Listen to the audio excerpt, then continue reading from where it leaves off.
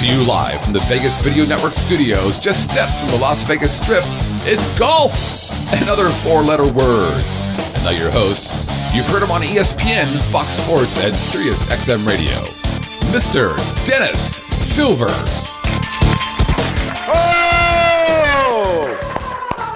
Well, thank you. Thank you for that cackle that I heard in the background. That's okay. We have a lot of friends tonight. Hi, welcome to another edition of Golf and Other Four-Letter Words. As mentioned, I'm your host, Dennis Silvers. And again, we have another great show for you tonight. So if you do us all a favor, stick around for the next 30 minutes because not only is it going to be a fun show, it's going to be a very informative show because of our guest. A gentleman that's been a very good golfer. He is into the mental side of the game, which a lot of people really don't know that much about, and we're going to bring some light to that subject, to that for you tonight. We've got some very, very good email questions from some of our viewers that are asking help for different parts of their game affecting the mental part of their game. So, you know, and I love talking about the mental part of the game personally because I'm such a head case, and this is something that we could talk about for hours and hours and hours. So without further ado, let me introduce my good friend making his first appearance here on the show on Vegas Video Network. Give it up for Dr. Mark Guadagnoli. Hey, bud. Good to see you, Dennis. All right, PhD. PhD in what? PhD in human performance and cognitive psychology. Okay. So it's a mind-body mix between the two. Okay, and that's perfect for golf. Yeah, it is. And you know, about the mental side of golf. What's funny, because when I was studying, golf wasn't the priority. I learned my way later, but it wasn't the priority, and so. But it turns out you can't separate those two things. Yeah, that's a good point. We're going to talk about that a little bit later in the show. Mark is president, and I love this, senior scientist of an outfit he has called Triad Consulting. And one of the reasons that I was anxious to talk to Mark is because he does some golf coaching, some mental coaching with the guys over on the men's UNLV golf team. But real quickly, what is Triad Consulting? So why are you a senior scientist? Because I started to get gray in the temples. All right. The company basically is about performance optimization. So we do it with corporate clients, either a corporation as a whole or developing training programs for them. We also develop executive training programs, optimization, personal and corporate optimization. And we do the same thing with athletes and performers. All right. Well, because when I first heard that you were, into maximum performance, I'm thinking, Viagra and stuff like that. But apparently that. I actually used to say that I was in performance enhancement, but I started getting emails, the same ones you get, I'm sure. That is it. All right. Well, that's a perfect segue because speaking of emails, you can get a hold of us a bunch of different ways on the show. Mark mentioned email. Simply go to golf@vegasvideonetwork.com. We have a live chat also if you want to jump on the website, which is vegasvideonetwork.com. Just hit that live chat icon and you can enter into the live chat room. Send us any questions, any comments, any whatever you want to do. That's another way to stay in touch with us. Also got a toll-free line for you. It's 1-866-966-4599, okay? We're seen all over, as you know. We talk all of the shows here on Vegas Video Network talk about it. We are on iTunes. We are on YouTube. We are on Roku television, which is very cool. And we're also on Friday Night Features, which is AM 1400 KSHP. They re-air all of the audio portions of all of the shows from 8 to 12 o'clock at night. So if you're, driving around and going to dinner, coming back from dinner, going to a dance or whatever, turn on AM 1400 and you can hear the re-airs of the show. Also, you can get a hold of me a couple of different ways. Also, as Mark knows, you go to my website, which is lvgolfguru.com, or I have another one, which is simply Dennis Loves, L-U-V-S, 2golf.com. So 2 ways you can get a hold of me also. All right, let's get this thing started. Let's get this party started. We'll before we do that, though, let me talk about one of my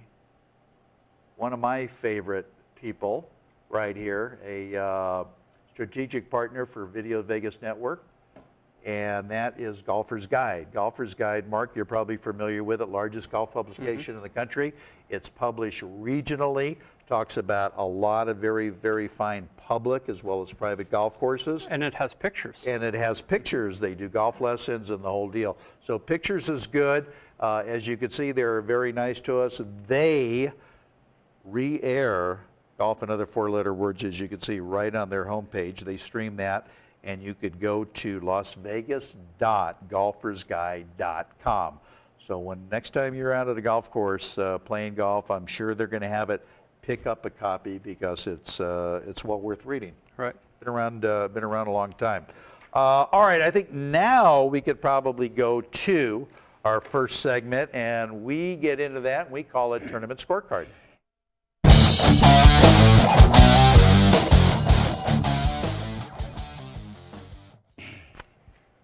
Okay, welcome back, everybody, to Golf and Other Four-Letter Words, Vegas Video Network. I'm Dennis.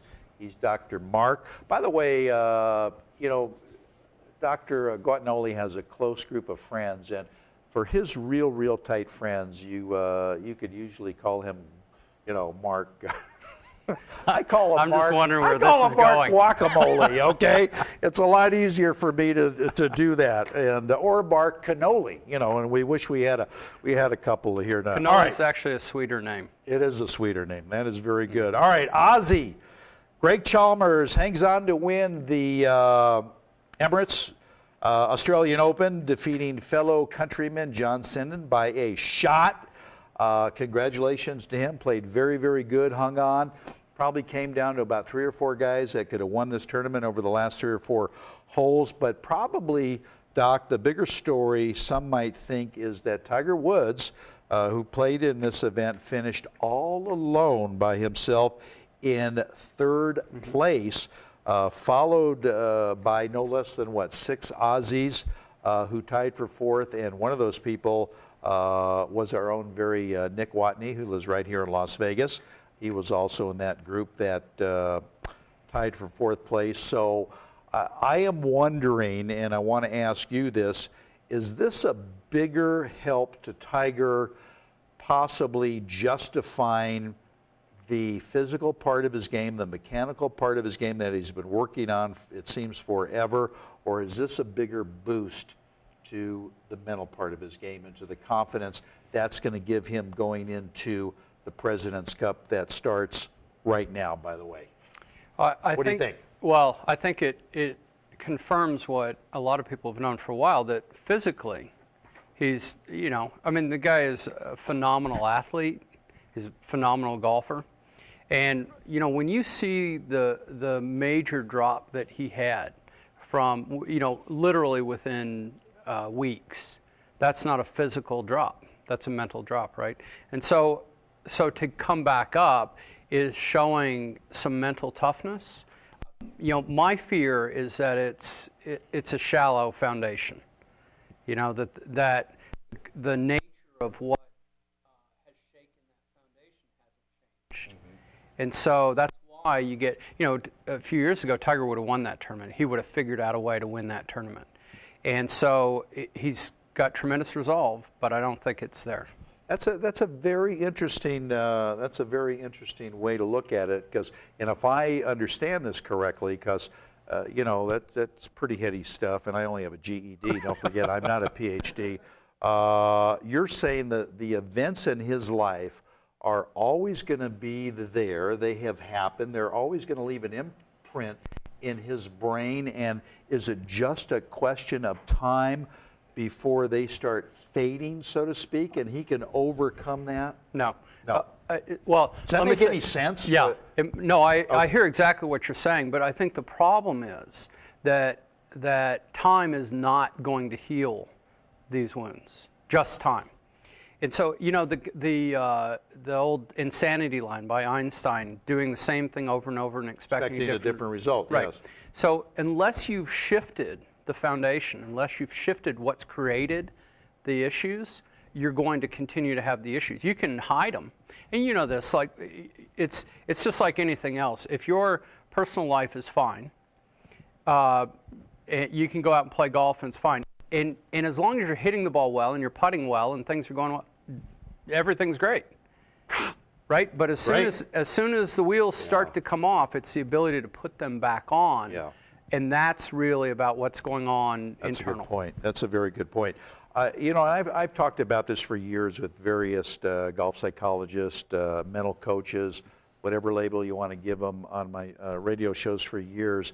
And I contend, Doc, and you tell me what your opinion is, I say that a person can be a very, very good player without really being adept about having a good mental game. Do you agree or not? Well, I mean, it depends on what you're saying is very good. If you're talking about very good like you, I'm not good. And you saw great evidence of that on Sunday. Doc and I played together. We played golf for the first time on Sunday. It was probably the worst round I've shot in 10 years for some unknown reason. But we had a hell of a good time. I got in his head. He got in my head. That's exactly right. But I say you can be a good player, not really be that astute on the mental part of the game.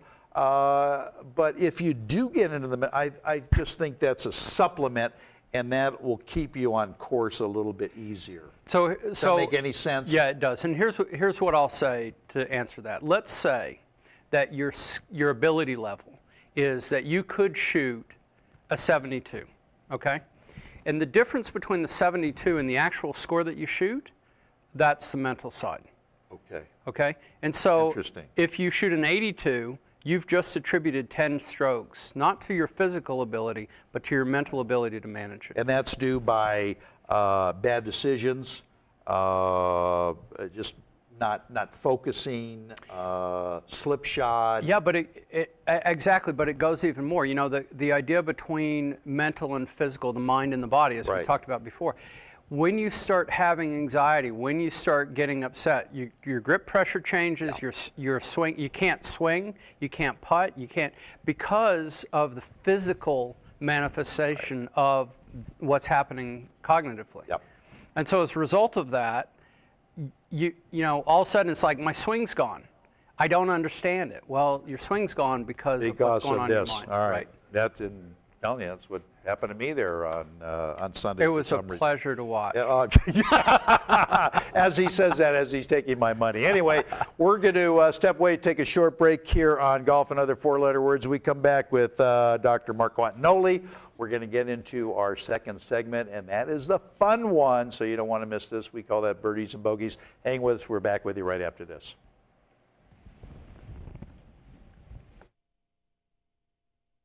Traditional media believes that after about 3 minutes, you'll tune out. Most Vegas media companies think if it doesn't jiggle, you won't tune in. At the Vegas Video Network, we think both are wrong.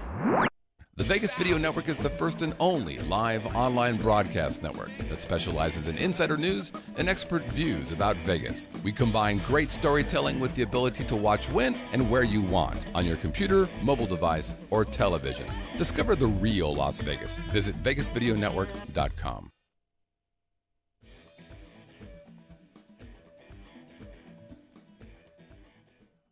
Hey, I'm Al, man. Is that how you get them to do that all the time? Just sit there and be an ass. Is that it? Hey, I'm Al. Hey, I'm Al Mancini at Top of the Food Chain. You are watching the Vegas Video Network. We got big forks, big spoons. I got a big mouth. I got no guests.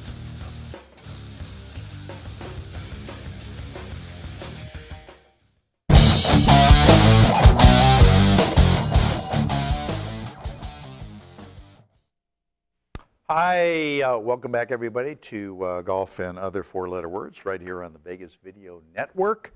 And we hope you're enjoying the show. As you know, we like bringing it to you.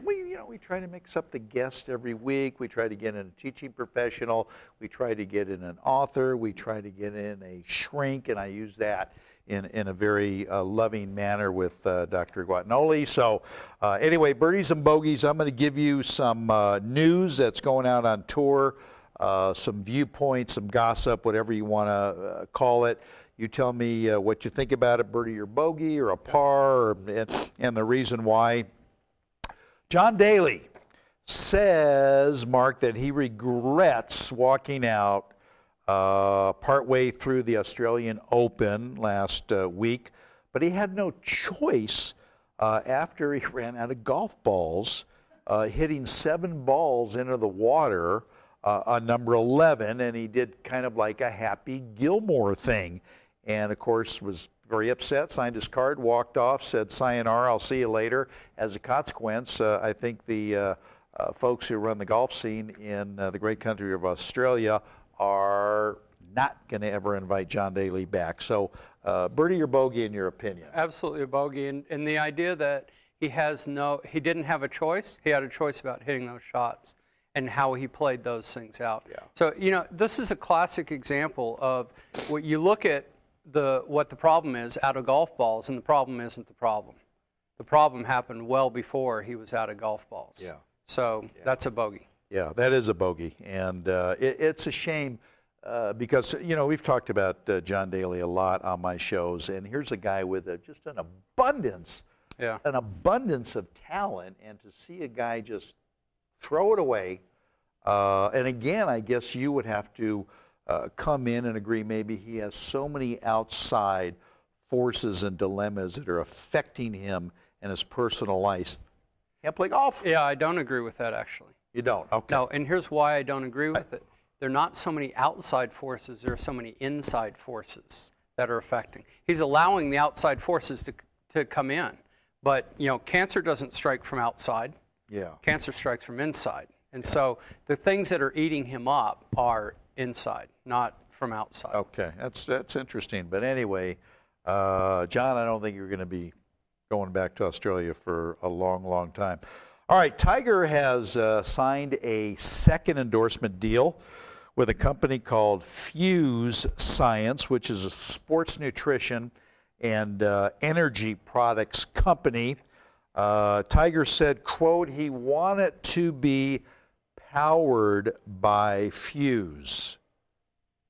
The only problem I have with this, Doc, is that I understand the having to give the press release and having to yuck this thing up, but I'm sure that the $3 to $4 million a year that they're paying him to for an endorsement maybe had nothing to do with this, but he just wanted to be powered by Fuse. That's the thing that bothers me.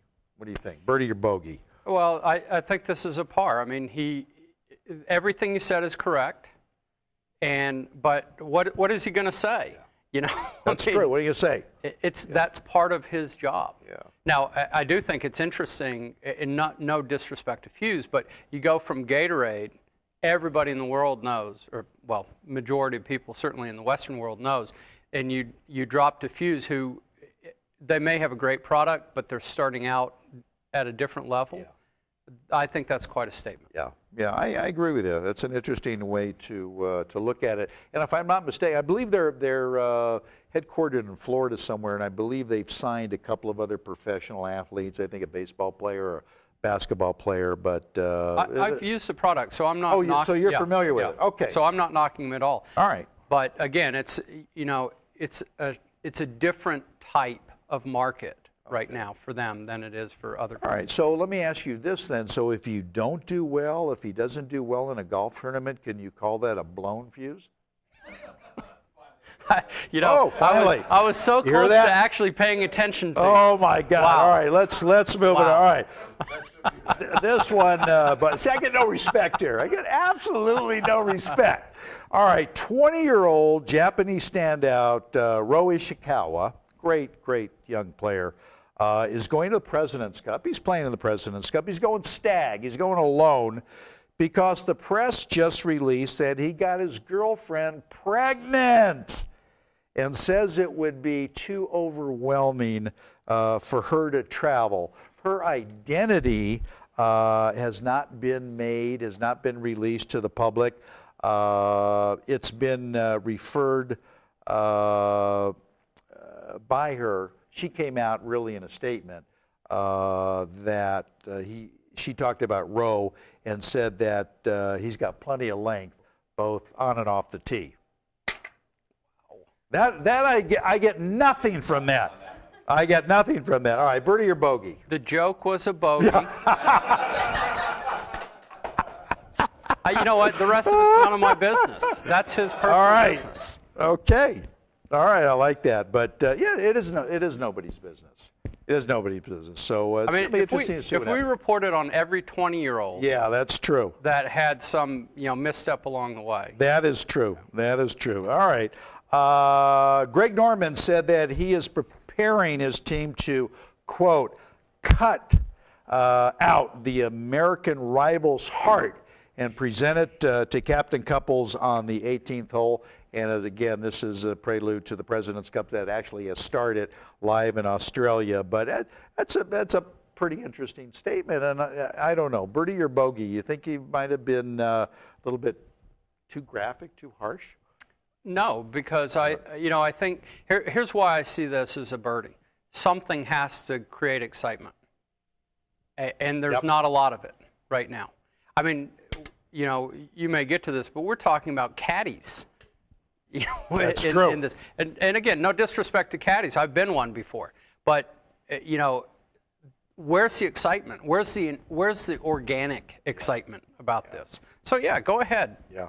Get it going. I agree with that. And you want to have this trash talk. Yeah. That's what big events like this are all about.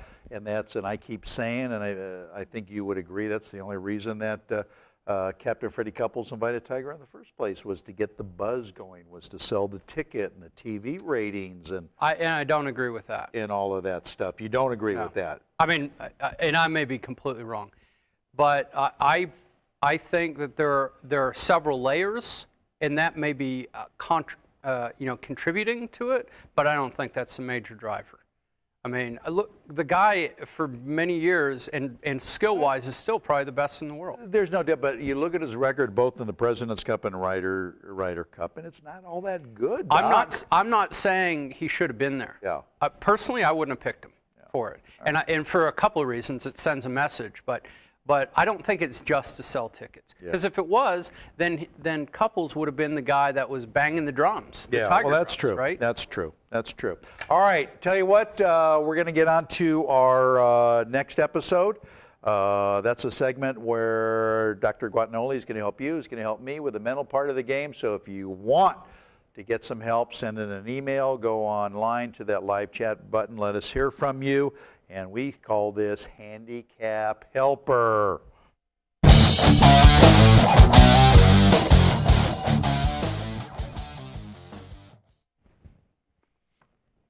All right, we are back, everybody.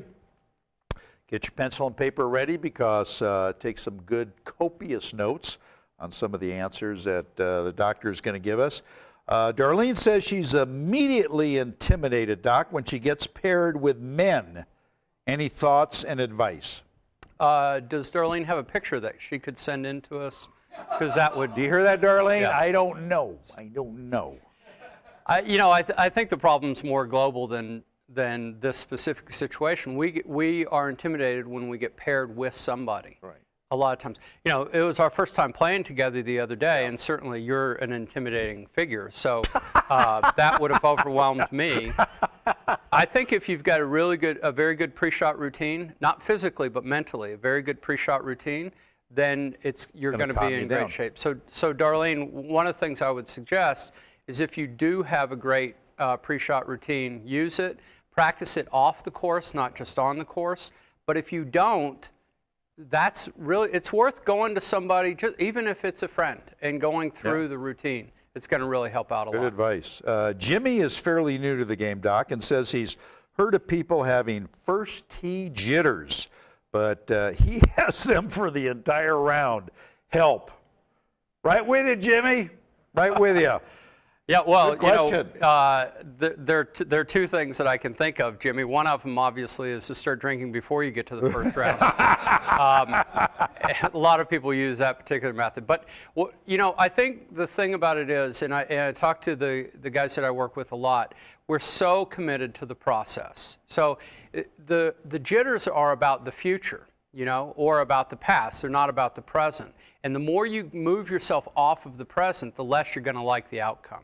And so if you can really commit to the present, and I'll give you a really simple tip for this. This will sound silly, but try it on the range sometime. Put the ball so that you can read practice or Titleist or whatever it is, and actually read it out loud as you're hitting. Now, on the course, you won't read it out loud, but you'll see how that really frees your mind from thinking about the outcome of where the ball's going. Oh, that's a great little tip. Yeah. Very good. I believe we have somebody who has entered into our live chat room, Scott. Yes, Christy wants to know, she says, okay, how can I fix my short game, Mark? I am needing help with my handicap, and it's all because of my short game. Okay, so, Chrissy, there's a lot of aspects to the short game. There's obviously putting, chipping. Is it, that you hit the ball too far, too short? A lot of variability about it. But here's the biggest thing. My guess is that it's not about the short game when you play. It's about the way you practice your short game. And so, a lot of people don't really practice with consequence during short game practice in particular. You get a bucket of balls and you just start hitting chips, or you just start hitting putts. And if you miss the putt, you just drag it right back. So I don't know if we're going to have an opportunity, but if you're interested or any of the guests are interested, I'll offer a free book to you that talks about efficient practice, mindset, everything else, and you can just go to a website and download that book for free. If you do happen to buy it, which you can do on Amazon, all that money goes to charity as well. So it's just to get the information out. Name of the book? Name of the book is called Practice to Learn, Play to Win, and you can just go to playtowin.com, and it's right there. You can download it. You can go on Amazon, Practice to Learn, Play to Win. That is great. Another exclusive offer only on Golf and Other Four-Letter Words. Just for you, Next Dennis. week we're giving away a Cadillac. So anyway, this is a good one. Marvin wants to know if there are certain things a person can do to capture, quote, the zone more quickly than other things. Everybody talks about this mysterious zone that sometimes they think they get in or they want to get in. Can they do anything? So Marvin, one of the interesting things about the zone is as soon as you realize you're in it, you're out of it. And so again, we go back to the process, and the process becomes really important. The more committed you are to the process, the more you'll actually bump up against the zone and be in it sometimes without really thinking about being in it. The zone this is going to be actually a pretty bad analogy, but think of the zone as a woman that if you bull rush her, it's not going to work. You work your way to that, and then all of a sudden, maybe it'll work for you. But as soon as you start bragging about it, you're done. Yeah. So the zone is really something about the process, and pre-shot routines, being committed to constant improvement, optimizing yourself. I talk to the guys all the time. Don't worry about being the best. Worry about being your best. And when you can do that, that's all you can control. Excellent. Somebody is on our live chat, Scott. Yeah, Uphill Still asks, he says, ask Mark if the short game issue could be a closing issue. And by the way, he likes your book. Thank you very much, Uphill Still. I love that name. I think, if I'm understanding correctly, a closing issue is one where you're finishing off the round, you're finishing off the hole, those kinds of things. Absolutely, because as you get closer and closer to the finish, this is especially true if you're doing well, then people start getting afraid of success. And if you are used to the other shoe dropping, you start looking for the other shoe dropping, and you see what you look for, right? That's right. I've known people that have been able to talk themselves into bad rounds before. Yeah. And I had a short game. I had to put on a short game clinic the other day. I will tell you that just short game saved you. You were phenomenal with the putter. Thank you very much. Yeah. Thank you very much. All right. We've got some golf this week, and it's just all about the President's Cup, which is going on in Victoria, Australia. Captain Greg Norman and against Captain Freddie Couples. It's actually started. One of the neat things about it, it comes on live, so it starts about 5 o'clock here in our time zone. They're going to just broadcast it ad nauseum, so you're going to be seeing a lot of the Ryder Cup. So if you get a chance to tune in, they've got one European event, which is a good one, the Alfred Dunhill Championship in Leopard Creek in South Africa. Also, we'll talk about it next week, the second stage of Q School starts for these guys. We've got 3 or 4 locals that are in second stage, of course, hoping to make it to third stage to get their PGA Tour card for next year, and that starts at the end of this month. So we'll have an update for you on that on next week's show. Doc, somebody wants to get a hold of you again about the book or some other stuff. What's the best way to do that? You know what? I'll give you my personal email, actually, for you, Dennis. Okay. And I don't know. I think we've got the name right up there, so it's mark.guadagnoli, the number 1, @gmail.com. Okay, and you know what we'll do? I'll put it on my website, and we could probably get it on the website here on the show. Absolutely. In the Practice to Win website, you can get there, and then also triadconsultinginc.com. Right. That Triad Consulting Inc. gets directly to me as well. So that's actually a great. All right, great job, man. My pleasure. Well, yeah, we're going to have them back because, like I said, I love talking about this stuff, and we had a lot more questions for the doctor, but we're going to obviously have to have them back. So we're going to do that in the very near future. That's going to do it for this edition of Golf and Other Four-Letter Words. I'm your host, Dennis Silvers. And on behalf of Dr. Mark Guadagnoli, we appreciate you hanging in there. Fairways and greens, everybody. Right back here next week with another great show. Same place, same time. Until then, hope you get a chance to play some golf this weekend. We'll see you all later. So long, everybody.